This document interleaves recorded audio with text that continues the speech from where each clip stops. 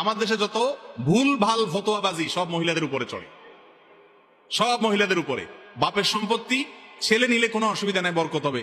মেয়ে নিলে বলে বাপ দাদার সম্পত্তি মেয়েরা নিলে এটা সয় না, সয় না। কি মাসালা বানাইছে দেখছেন? মহিলাদের সয় না, ওনার সয়। খাওয়ার জন্য একটা মাসালা বানানিছে, আত্মসত্ত্ব করবে, মনটা দিবে না। তো আইডিয়া বাইর করছি কি, নিলে সয় না। একই বাপের সম্পদ, তুমি নিয়ে লাখপতি কোটিপতি হইতে পারবা মাশাআল্লাহ, ওই বেটি নিলে তার সইবে না, তোমার সইছে কেমনে? এগুলা সব মহিলাদের বিরুদ্ধে আমাদের সমাজে প্রচলিত মিথ্যা ফতোয়া।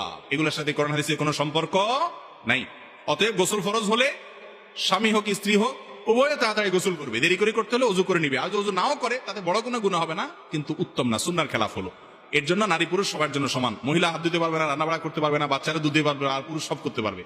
এটা ভুল মাসালা, সবার জন্যই একই মাসালা। সন্দেহ নাই যে গোসল ফরজ হলে দেরি না করে দ্রুত যত অল্প সময় সম্ভব গোসল করে ফেলা উচিত।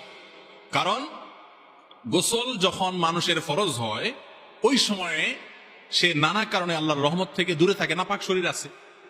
তো এই জন্য দ্রুততার সাথে যত অল্প সময় সম্ভব নাপাক দূর করে ফেলা উচিত।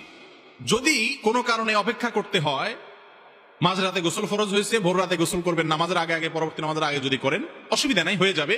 কিন্তু এক্ষেত্রে সুন্নাত হলো উজু করে নেওয়া। শুইবেন তাহলে উজু করে নেন, অন্য কাজ করবেন গোসলটা একটু পরে করবেন, 2 ঘন্টা পরে করবেন, তাহলে আগে উজু করে নেন, তারপর অন্য কাজ করেন, কোনো অসুবিধা নাই। এক্ষেত্রে আপনার গোসল না করে কিছু ধরতে দেয় না। মহিলাদের ব্যাপারে ফতোয়াটা বেশি, তাই না? পুরুষ বেটা শুয়া নাক টানতেছে 11টা পর্যন্ত, কেউ কিছু বলে না। ওই বেচারি কিছু ধরতে গেলে একদম খবিস গোসল কর, গোসল না করলে সব অকল্যাণ হবে। ওই বেটা যে খবিস যে শুয়া রয়েছে সেটার ব্যাপারে কোনো মাথা ব্যথা নাই।